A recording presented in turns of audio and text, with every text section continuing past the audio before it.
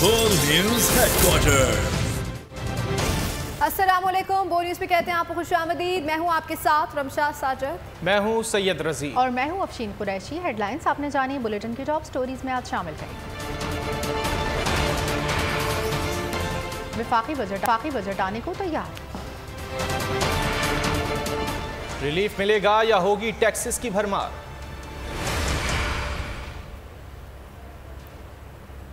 बाग में कमर आ गया। तरीन की पार्टी शुरू।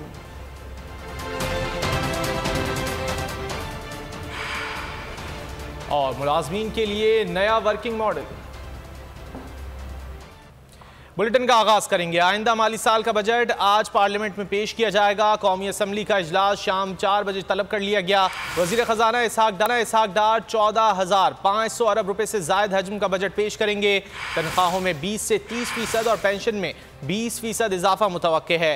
1300 अरब सब्सिडी के लिए मुख्तस होंगे। बजट खसारा 6,000 अरब रुपए से जायद होगा। नया माली साल अवाम के लिए रिलीफ लाएगा या मुश्किलात बढ़ाएगा? आइंदा माली बजट आज पेश किया जाएगा। विफाकी बजट का हजम 14,500 अरब रुपए से जायद होगा। 7,300 अरब रुपए कर्जों और सूद की अदायगी पर खर्च होंगे। विफाक का बजट खसारा 6,000 अरब रुपए से जायद होगा। टैक्स आमदन का हदफ 9,200 अरब रुपए, नॉन टैक्स आमदन का हदफ 2,800 अरब रुपए है। दिफा के लिए 1,800 अरब रुपए से जायद खर्च होने का तखमीना है।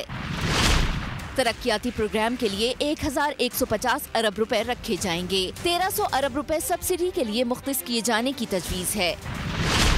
सरकारी मुलाजमीन की तनख्वाहों में 20 से 30% और पेंशन में 20% इजाफा मुतवक्के है। अरकान पार्लियामेंट को 90 अरब रुपए तरक्याती स्कीमों के लिए मिलेंगे। वजीर आजम की स्कीमों के लिए 80 अरब रुपए मुख्तस किए जाने की तवक्को है। सूबों को कौमी महासिल से 5,244 अरब रुपए मिलने का तखमीना है। हुकूमत रवा माली साल तमाम मुआशी अहदाफ के हुसूल में नाकाम रही। वज़ीर ख़जाना ने इक़्तिसादी सर्वे के नाम से एक साला नाकामियों की दास्तान जारी कर दी। बरामदात, सनती पैदावार, सरमायाकारी में कमी का एतराफ़ कर लिया। मीडिया को बताया कि मुआशी अहदाफ हासिल नहीं हो सके। कर्ज़े, महंगाई, खसारे और नुकसानात बढ़ गए। इक़्तिसादी तरक्की की शरह नमू 0.29% तक महदूद रही। एक्सपोर्ट्स में 12%, तरसीलात ज़र में 13% कमी आई। महंगाई की शरह 29.2% पर पहुँच गई। इसहाक डार ने दावा किया कि जब हुकूमत संभाली तो मुल्क के दिवालिया होने की बातें हो रही थी, लेकिन अब मईशत की गिरावट का अमल रुक चुका है। में जाहिर है कि बैरूनी और मुल्की जो वामिल के हवाले से एक बड़ा मुश्किल तरीन साल था, बड़ा चैलेंजिंग साल था। जो GDP ग्रोथ है वो प्रोविजनल नंबर 0.29% है। इम्पोर्ट्स में 29.2% की और एक्सपोर्ट्स में 12.1% की कमी आई है। आपकी CPI है, कंज्यूमर प्राइस इंडेक्स, ये जुलाई से मई के नंबर्स अब अवेलेबल हैं और ये 29.2% CPI है। Last third quarter before this government came in, please याद रखें कि 6,400 बिलियन डॉलर्स का रिडक्शन हुई थी आपके फॉरेन एक्सचेंज रिजर्व में एक क्वार्टर में। जो करंट अकाउंट डेफिसिट हमारा पिछले साल 10 महीने का था, वो था अपना 13.7 बिलियन, 13.7 अरब dollar. That is now reduce to 3.3 billion dollar. खबरों में आके देखिए, गमे रोजगार बढ़ गया। हुकूमत पाकिस्तान आइंदा माली साल के लिए आज बजट पेश करने जा रही है, जिसमें अवाम पर मजीद टैक्स के बोझ डाले जाएंगे। इस हवाले से कराची के अवाम क्या कहते हैं, मजीद जानते हैं सालिक शाह से।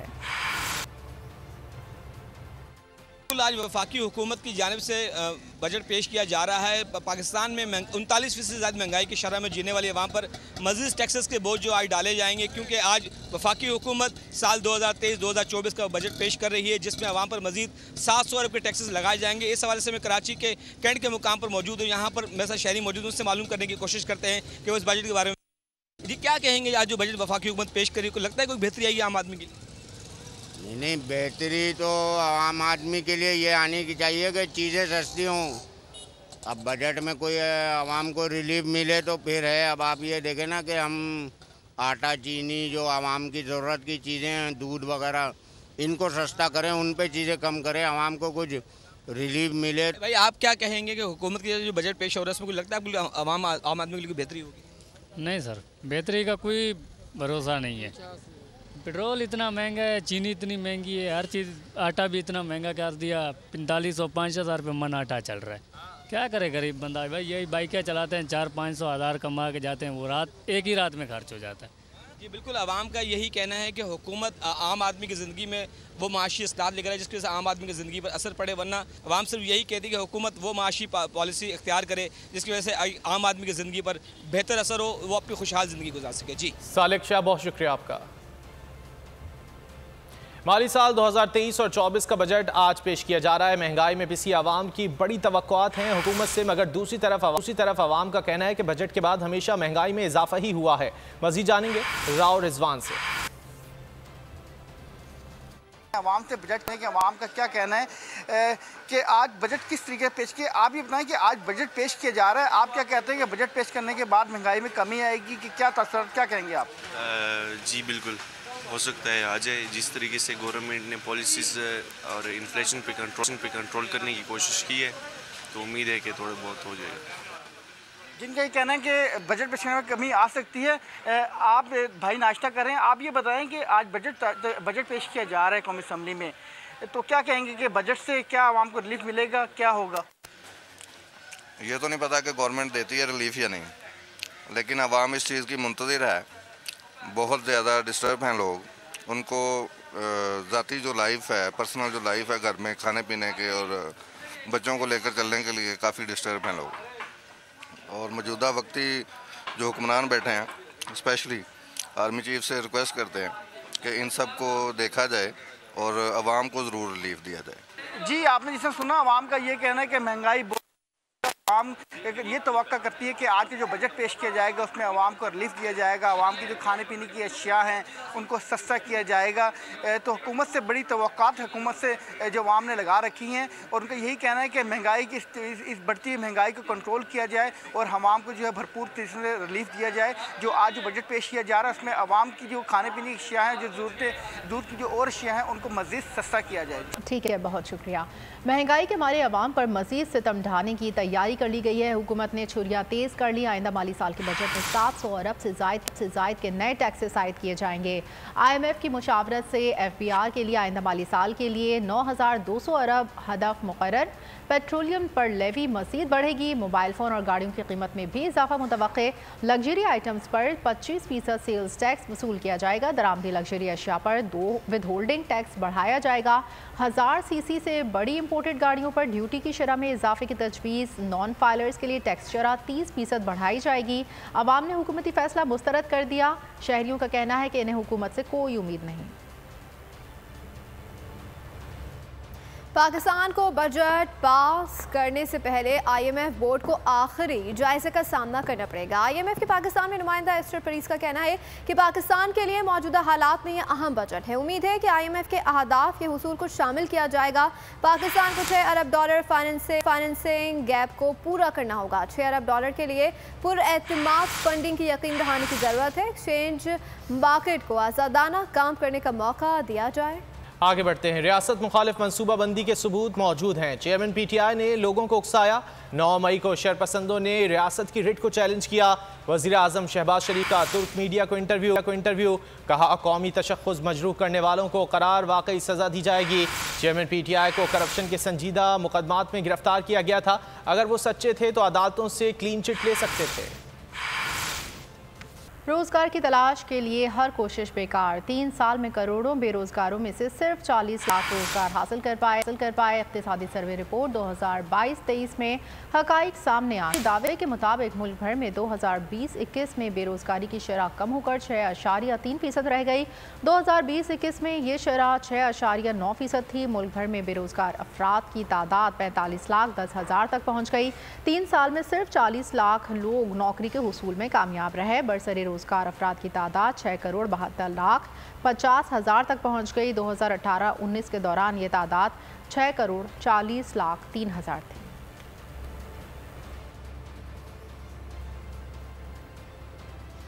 वफाकी वज़ीर मनसूबा बंदी और तरक्की अहसन इकबाल ने माली 2022-23 को मुश्किल साल करार दे दिया। कहा कि रवा माली साल हादसात से भरपूर था। शदीद बारिश और सैलाब की सूरत हाल में बड़ी तबाही हुई है, जिसके सबब पाकिस्तान को तकरीबन 31 अरब डॉलर का नुकसान हुआ। इसीलिए मुआशी अहदाफ के हुसूल में नाकामी का सामना करना पड़ा। साल गुज़श्ता साल था या जो रवां साल ख़त्म होगा, this was an year of force majeure. आखिरी सहमाही में वजारत ख़जाना ने ज़ीरो रिलीज़ की डेवलपमेंट बजट के लिए, जिससे तकरीबन 240 अरब रुपया जो डेवलपमेंट बजट के ज़रिए मल्टीप्लायर बनता है इकॉनमी में, वो जारी नहीं हुआ। क्लाइमेट डिज़ास्टर था जो पाकिस्तान की तारीख़ में नहीं बल्कि दुनिया में किसी मुल्क ने उस स्केल की क्लाइमेट डिज़ास्टर का सामना नहीं किया जो 31 अरब डॉलर का था। तो लिहाजा जो साल फोर्स मेजोर का साल हो, जिसमें इतने बड़ी माशी और कुदरती आफात आई हों, उसमें आप उस साल के नंबर्स को टारगेट्स के साथ कंपेयर नहीं कर सकते। शहबाज दौर आवाम के लिए मायूस कुन, गधों के लिए अच्छा रहा। जानवर भी खासे मुतमईन रहे। इक्तिसादी सर्वे में इंकशाफ किया गया है कि साल भर के दौरान मुल्क भर में गधों की तादाद में 1 लाख का इजाफा हो गया। गुज़िश्ता साल गधों की तादाद 57 लाख थी। साल भर में मवेशियों की तादाद 21 लाख इजाफे के बाद 34 लाख से बढ़कर 55 लाख हो गई है। भैंसों की तादाद में 13 लाख, भेड़ों की अफजाइश में 4 लाख का इजाफा नोट किया गया। जानवर शुमारी के आदाद शुमार के मुताबिक मुल्क भर में साल के दौरान खच्चर, घोड़ा और ऊंट पैदा नहीं हुए।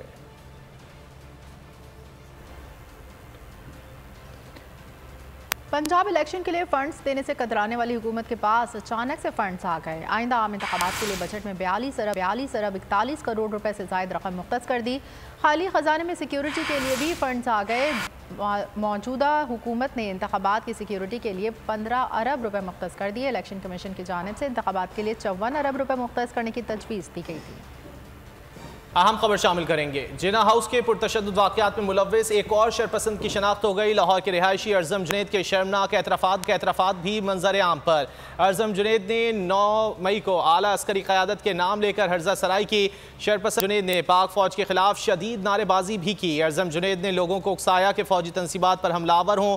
9 मई को तयशुदा मनसूबे के तहत हमला किया गया। अर्ज़म जुनैद की जानिब से यह एतराफ़ किया गया है।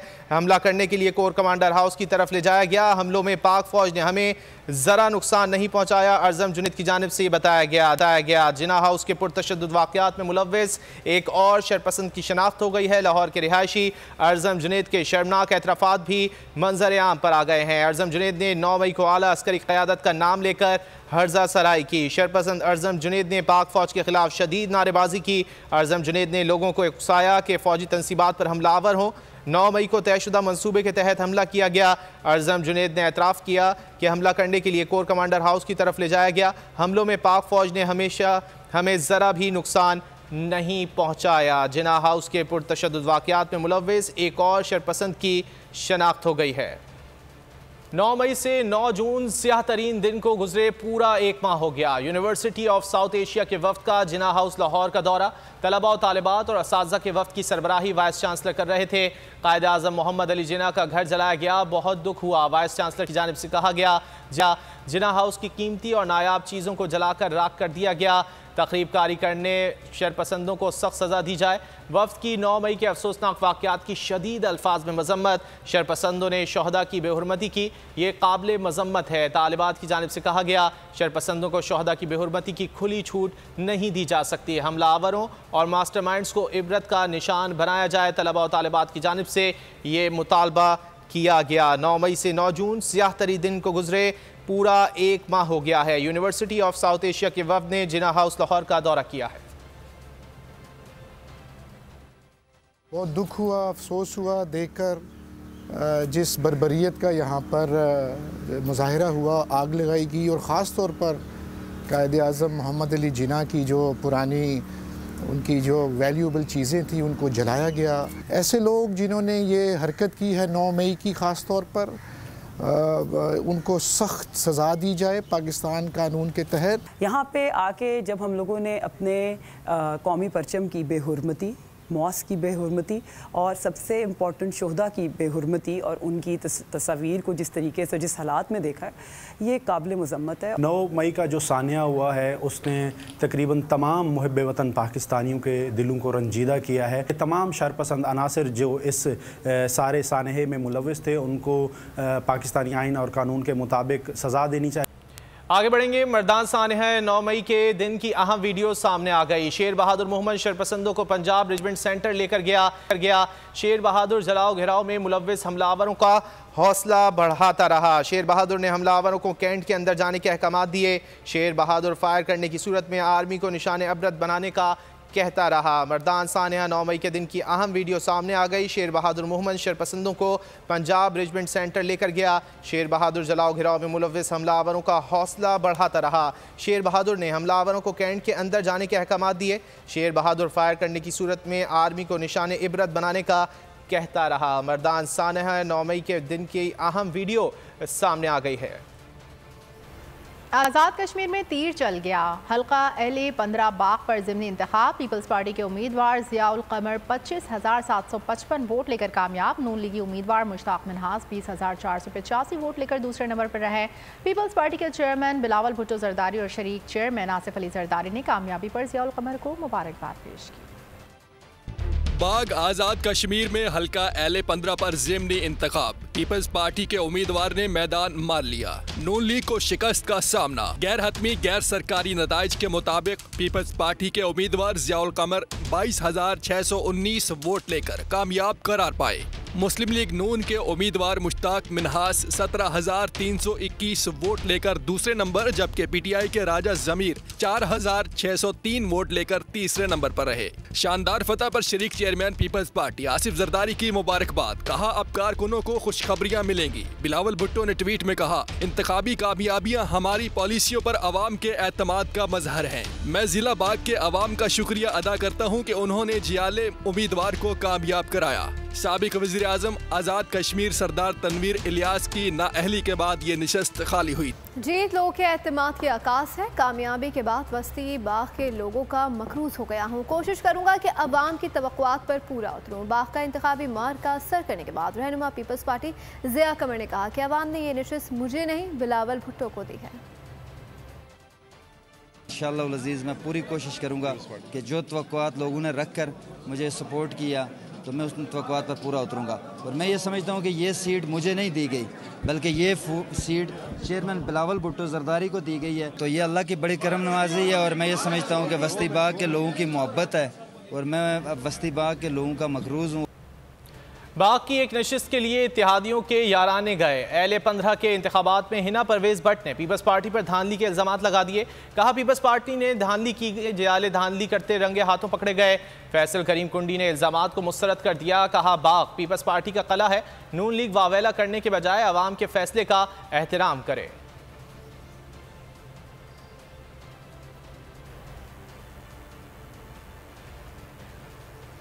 जहांगीर तरीन ने अपनी सियासी जमात इस्तेहकाम पाकिस्तान पार्टी के क़याम का बाज़ाब्ता ऐलान कर दिया। प्रेस कॉन्फ्रेंस में कहा, सियासत में आने का मकसद मुल्क की तरक्की में अपना हिस्सा डालना था। PTI में हम जो करना चाहते थे वो नहीं कर सके। 9 मई के वाक़यात के बाद सियासत तब्दील हो गई। मौजूदा सूरत हाल में अवाम की उम्मीदें दम तोड़ रही हैं। मेरा सिर्फ एक ही मकसद रहा है कि मुल्क की तरक्की में अपना हिस्सा डालना। आने वाले दिनों में कई ऐसे हक़ाइक़ आपके सामने आ जाएंगे जिनसे आप सबको इल्म होगा कि हमने पार्टी को मुस्तहकम करने के लिए किस हद तक मेहनत की। हमने इस बात को यकीनी बनाया कि तहरीक इंसाफ एक ऐसी भरपूर सियासी क़ुव्वत बन जाए कि जब भी इलेक्शन हों तो पार्टी ना सिर्फ जीते बल्कि इस पोजीशन में हो कि मुल्क में इस्लाहात लाने के काम का आगाज़ भी किया जाए। अब 9 मई के वाक़यात ने पाकिस्तानी सियासत को तब्दील करके रख दिया। मैं अपने दिल की गहराई से ये बात करना चाहता हूँ, दिल की गहराई से, कि अगर हमने 9 मई के मतलूबा सातों और शरपसंदों को अंजाम तक ना पहुँचाया तो फिर सियासी मुखालफीन के घरों पर हमला भी काबिल कबूल समझा जाने लगा। आज के हालात में हम सब समझते हैं कि पाकिस्तान का जो मसाइल का हल है वो पाकिस्तान को एक खूबसूरत मुस्तहकम तरक्की याफ्ता पाकिस्तान बनाना है। पाकिस्तान को इंतशार से दूर करना है। ये इंतशार पाकिस्तान के लिए, पाकिस्तान की आइंदा आने वाली नस्लों के लिए एक बुरी खबर है। एक ऐसा मुस्तहकम पाकिस्तान बनाना है जिसमें मुल्क की अवाम, पार्लिमान, अदलिया और इस्टेब्लिशमेंट एक ही पेज पर। हुकूमत का 9 मई तहकीकात बैरून मुल्क तक बढ़ाने का फैसला। ज़राए के मुताबिक 500 से ज़ायद ओवरसीज़ पाकिस्तानियों का डेटा जमा कर लिया गया है। कॉल्स रिकॉर्ड और ट्रैवल हिस्ट्री और इमिग्रेशन स्टेटस शामिल है। 9 मई वाक़यात में उकसाने वालों और सहूलतकारों के खिलाफ कार्रवाई होगी। बास अफराद और गैर मुल्की एजेंसीज़ की पुष्पनाही माली मामलत हासिल है। 9 मई में मुलविस अफराद जब भी पाकिस्तान आएंगे तहकीकात का हिस्सा बनाया जाएगा। इंतहा पसंद भारतीय सरकार के मजहबी इजहार आज़ादी से खौफजदा। कर्नाटक और दीगर रियासतों के बाद मकबूजा कश्मीर में भी तालिबात के हिजाब करने पर पाबंदी आयद कर दी। वादी के स्कूल की बाहिजाब तालिबात को स्कूल में दाखिल होने से रोक दिया गया। तालिबात का एहतजाज इंतज़ामिया ने कोई नरमी ना दिखाने पर हठधर्मी का रवैया इख्तियार कर रखा है। श्रीनगर के इलाके रीनावारी में वाक़े दशु भारती स्कूल की बाहिजाब तालिबात को स्कूल में दाखिल होने से रोक दिया गया। तालिबात को कहा गया कि अगर हिजाब करके आना है तो स्कूल नहीं मदरसे जाएं। शहर कायद में मेयर की नशस्त हासिल करने के लिए पीपल्स पार्टी और जमात इस्लामी की कोशिशें जारी। गैर मुंतखब अफराद को मेयर और चेयरमैन बनाने के खिलाफ जमात इस्लामी ने दरख्वास्त दायर कर दी। सिंध हाई कोर्ट ने इलेक्शन कमीशन और एडवोकेट जनरल को 13 जून के लिए नोटिस जारी कर दिया। 15 जून को अगर ये इलेक्शन होगा तो इस इलेक्शन में भी जमात इस्लामी और पीटीआई के 193 लोग वोट डालेंगे और इंशाल्लाह 193 प्लस ही होगा। जो हमारे कुछ वज़रा हैं, लगता है अब तो वो एम ए जिना रोड पर कोई तोते की फाल भी निकाल रहे हैं। जाहिर है कि जो लोग हमारे पीटीआई के दोस्त हमारे राब्ते में हैं, सारे लोग अल्हम्दुलिल्लाह हमारे साथ इंटैक्ट हैं और वो ये बता रहे हैं कि किस किस तरीके से हमें धमकाया जा रहा है और कोई पूछने वाला नहीं है आपको, इसलिए कि इलेक्शन कमीशन आपके साथ मिला हुआ। कराची में जराइम की शरह में इजाफा लगातार। शहर भर में डकैतों का खौफ बरकरार। न्यू कराची यारो रोड में फायरिंग से एक शहरी जान बहक हो गया, दूसरा जख्मी हो गया।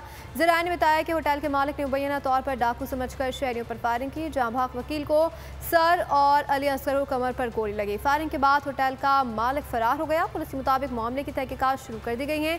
उधर north Karachi sector 5 degree college के करीब मुबैना पुलिस मुकाबला। 2 मुलजिमान जख्मी हालत में गिरफ्तार। मुलजिमान से असलहा, मोबाइल फोन्स और मोटरसाइकिल बरामद। बल्दिया टाउन 24 मार्केट में अंधी गोली से 31 साल शख्स रहमत जख्मी हो गया। अंदाज़े बयां ऐसा जो सामीन को मबहूत कर दे, मालूमात इतनी कि सोच दंग रह जाए। पाकिस्तान में रमज़ान ट्रांसमिशन के बानी समझे जाने वाले आमिर लियाकत को दुनिया से रुखसत हुए 1 साल बीत गया। आमिर लियाकत ने पाकिस्तान के टीवी चैनल्स पर तवील रमज़ान ट्रांसमिशन का ट्रेंड मुतारिफ कराया और तनहा राज करते रहे। सियासत में आए तो भी अपने आप को खूब मनवाया। पाकिस्तान में रमजान ट्रांसमिशन के बानी समझे जाने वाले आमिर लियाकत की पहली बरसी। आमिर लियाकत हुसैन 5 जुलाई 1971 को पैदा हुए। वो 2002 से 2007 तक कौमी असम्बली के मेंबर रहे। शोबिस करियर का आगाज FM 101 पर बतौर रेडियो ब्रॉडकास्टर किया और कुछ अरसा PTV पर काम करते रहे। 2001 में निजी टीवी पर प्रोग्राम का आगाज किया। 2016 में आमिर लियाकत ने बोल के प्रोग्राम ऐसे नहीं चलेगा बतौर एंकर शुरू किया। हम किसी को बहुत ऊंची निगाह से देखते थे कि वो जा रहा है जिसको हम कहते हैं कि पाकिस्तान में स्विंग का शहंशाह। उसने ऐसा स्विंग किया कि हम तो आज दंग रह गए कि जो स्विंग का बादशाह था उसे क्या हो गया। 2017 में बोल टीवी पर रमजान नशरियात, रमजान में बोल और गेम शो ऐसे चलेगा शुरू किया। मेहराब दिलो जा में देखो कंदीले इबादत रोशन है। जबकि नवंबर 2017 में बोल छोड़ दिया। आमिर लियाकत हुसैन पहली बार MQM के टिकट पर रुकने असेंबली मुंतखब हुए थे, जबकि आमिर लियाकत हुसैन 2018 में PTI के टिकट पर रुकने कौमी असेंबली मुंतखब हुए। आमिर लियाकत हुसैन ने 3 शादियां की। पहली शादी सैयदा बुशरा इकबाल, दूसरी सैयदा तूबा और तीसरी दानिया से की। आमिर लियाकत बुशरा और तूबा को तलाक दे चुके थे, जबकि दानिया ताहाल उनकी मनकूहा थीं, जिन्होंने आमिर लियाकत के खिलाफ तनसीखे निकाह का केस दायर कर रखा था। आज ही के दिन आमिर लियाकत हुसैन को तशवीशनाक हालत में निजी अस्पताल मुंतकिल किया गया था, जहां आमिर लियाकत के इंतकाल की तस्दीक। पाकिस्तानी टीवी मेजबान और Islamic scholar doctor Aamir Liaquat की पहली बरसी। डॉक्टर बुशरा इकबाल ने आमिर लियाकत की याद में साथी फनकारों के बयानात रिकॉर्ड करके जारी कर दिए। साथी फनकारों ने मरहूम की पहली बरसी पर उन्हें याद करते हुए इनके लिए दुआए मग़फ़िरत की खूबसूरत यादें शेयर की। कभी नहीं भूल सकती। मेरे पास बहुत सारी यादें हैं, लेकिन एक बहुत अच्छे, मुखलिस, शरारती, समझदार, अक्लमंद, दूरअंदेश इंसान। अल्लाह आपके दर्जात बुलंद फरमाए। बहुत ही नफीस आदमी थी, बहुत आर्ट के सेंसिटिव और ये बड़ा अफसोस है मुझे कि बहुत जल्दी, मगर क्या किया जाए कि मशीयत इलाही। उनके लिए बहुत दुआ है, उनके दर्जात बुलंद अता फरमाए अल्लाह ताला, आमीन। और हमेशा वो एक बहुत बेहतरीन होस्ट के तौर पे, मेज़बान के तौर पे हमारे दिलों में ज़िंदा रहेंगे। कैसे कैसी शब बारात आपकी गुजरी, कैसे कैसी 27वीं शब, कैसे कैसे यादगार दिन आपके साथ, यादगार रातें उन्होंने गुजारी। ज़ुबान पे अबूर कितना अच्छा था, फिर लफ्ज़ों में रब्त बहुत ज़्यादा था। इस्लाम के बारे में ज़ाहिर है हम जैसे नॉर्मल लोगों से कहीं ज़्यादा नॉलेज थी। अमेरिका के साबिक सदर डोनाल्ड ट्रंप पर दूसरी बार फर्द जुर्म आयद कर दी गई है। नई फर्द जुर्म खुफिया दस्तावेज से मुतालिक लापरवाही पर आयद की गई है। ट्रंप को न्यूयॉर्क की सिटी क्रिमिनल केस का सामना है। डोनाल्ड ट्रंप मंगल को मियामी की वफाकी अदालत में पेश होंगे। साबिक अमेरिकी सदर ने अपने रद्द-ए-अमल में कहा है कि मैं बेकसूर हूँ, मुझे फर्द जुर्म से मुतालिक आगाह किया गया, मुकदमा अफवाहों पर मबनी है।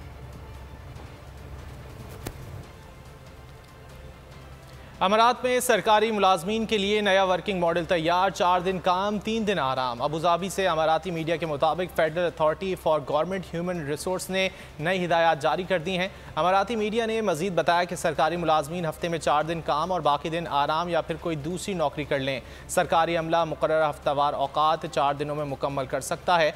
अमाराती मीडिया के मुताबिक रोज़ाना 10 घंटे काम करें और हफ्ते में 40 घंटे काम मुकम्मल करें।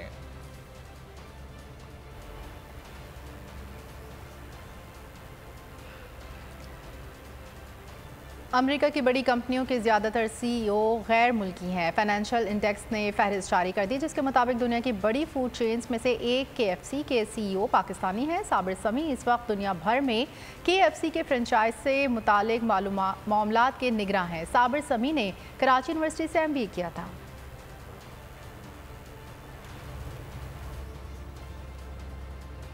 मक्का मुकर्रमा में पाकिस्तानी आज़मीन हज के लिए 24 घंटे ट्रांसपोर्ट सहूलत की फराहमी जारी है। हरम शरीफ आमदोरफ्त के लिए फिल वक्त 119 जदीद तरीन मुसाफिर बसें मुहैया की गई हैं। इससे कबल आज़मीन की तादाद मुकम्मल होने पर बसों की तादाद 360 तक पहुँचाई गई।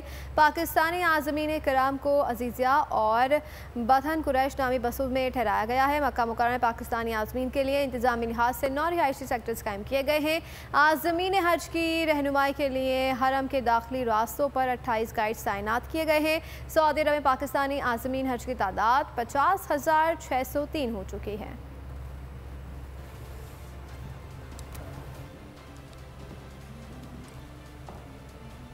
सानह गोल्डन टेम्पल भारत की तारीख का स्याह बाब है। अमरीकी कांग्रेसमैन जिम कोस्टा ने कैपिटल हिल में जनूबी एशिया में इंसानी हुकूक और मजहबी आज़ादी पर पाबंदियों के खिलाफ मुनक्किदा तकरीब से खिताब करते हुए भारतीय वज़ीर आज़म नरेंद्र मोदी की अक़लियती खुसूसन मुसलमानों, सिखों और ईसाइयों के कत्लेआम और इम्तियाजी सलूक पर अफसोस का इजहार किया। इंडियन प्राइम मिनिस्टर मोदी भी आ रहे हैं और इस वक्त जो है इंडिया एक कंट्री ऑफ पर्टिकुलर कंसर्न है। इस मौके पे वैसे तो हमें उम्मीद है कि बहुत सारे जो इंडिया के इर्द गिर्द के ममालिक हैं वो कुछ एफर्ट्स करेंगे, लॉबिंग करेंगे यहाँ, लेकिन एक बड़ा मसला ये है कि ह्यूमन राइट्स इश्यूज़ पे कोई भी लॉबिंग नहीं करता। हम कंसिस्टेंटली हिल पे मुख्तलिफ कांग्रेसमैन के साथ इस पर लॉबिंग करते हैं और हमने इस पर ख़ास तौर पे जोर दिया है कि जिस तरह नरेंद्र मोदी ने पहला दौरा किया था और कांग्रेस में खिताब किया था, उस वक्त भी हमने 36 कांग्रेसमैनों से एक खत उनको लिखवाया था कि जो रिलीजियस फ्रीडम सिचुएशन है उसको भारत में इम्प्रूव किया जाए। पाकिस्तान क्रिकेट बोर्ड ने भारत में शेड्यूल्ड वर्ल्ड कप में शिरकत हुकूमती इजाज़त से मशरूत कर दी। साथ ही वर्ल्ड कप मैचेस अहमदाबाद में खेलने से इनकार कर दिया। ICC पर वाज़ेह कर दिया कि फाइनल के अलावा कोई भी मुकाबला नरेंद्र मोदी क्रिकेट स्टेडियम में नहीं खेलेंगे। PCB ने वर्ल्ड कप में अपने मैचेस कलकत्ता और चेन्नई में रखने की ख्वाहिश का इजहार किया है। दूसरी जानिब ICC ने वर्ल्ड कप शेड्यूल जल्द जारी करने का ऐलान कर दिया। ICC के मुताबिक भारत से शेड्यूल 1-2 दिन तक मौसूल हो जाएगा, जिसके बाद तमाम स्टेक होल्डर्स से मुशावरत के बाद शेड्यूल का ऐलान किया जाएगा।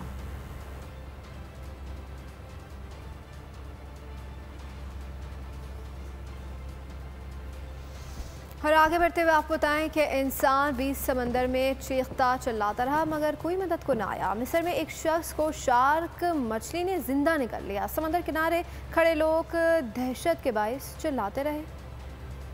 ब्रिटेन के आखिर में आपको बताएं कि मुसाफिर ने बंदूक के नोक पर टैक्सी ड्राइवर को ब्लैकमेल करना शुरू कर दिया। Hollywood film sympathy for the devil का ट्रेलर जारी कर दिया गया। फिल्म 28 जुलाई को रिलीज की जाएगी। इसी के साथ खबरों में फिलहाल इतना ही। ब्रेक के बाद हाजिर होंगे न्यूज हेडलाइंस के साथ। आप देखते रहिए बोल न्यूज़ और विजिट कर सकते हैं हमारी वेबसाइट bolnews.com। बोल न्यूज़ हेडक्वार्टर बजट 2023, वादों से इरादों तक का सफर और इससे जुड़ी अवाम की नई उम्मीदें। सरकारी मुलाजिम, मजदूर या हो कारोबारी, टिकटिकी बांधे सबकी नजर है इस साल के बजट पर। क्या हो पाएगी बचत, मिलेगा रिलीफ? जानिए बजट ट्रांसमिशन में, सिर्फ बोल पे। अदलो इंसाफ की बात सब करते हैं, पर हकीकत में सच के साथ निडर होकर खड़े रहने की जुर्रत नजर नहीं आती। बोल ने तश्कील दी 10 कोर्ट रिपोर्टर्स की टीम, जो केस की बेस तक जा पहुंचे। पैनल पे सफे अव्वल के legal experts, court round up Neelam Arshad के साथ, सिर्फ बोल पे। सब्सक्राइब करें और बेल दबाएं ताकि कोई खबर रह न जाए।